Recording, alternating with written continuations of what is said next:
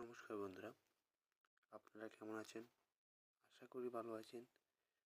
আজকের এই ভিডিওতে আমরা জানব জিমেল অ্যাকাউন্ট কিভাবে খুলে। প্রথমে আপনার মোবাইলের প্লে স্টোরে প্রবেশ করবেন।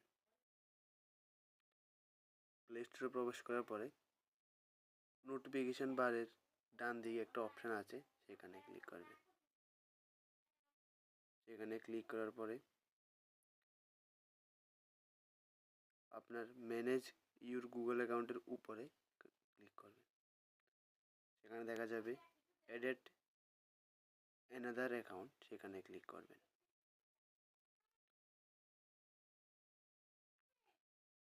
সেখানে ক্লিক করার পরে দেখবেন গুগল একটা অপশান আছে, সেখানে ক্লিক করবেন।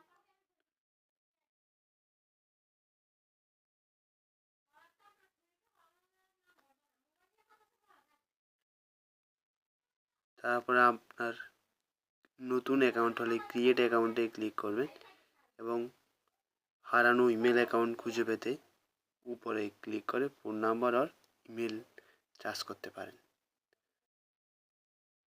তাহলে আপনার নতুন অ্যাকাউন্ট খুলে যাবে। থ্যাংক ইউ বন্ধুরা, ভালো লাগলে লাইক অ্যান্ড শেয়ার করে দেবেন। Thank you.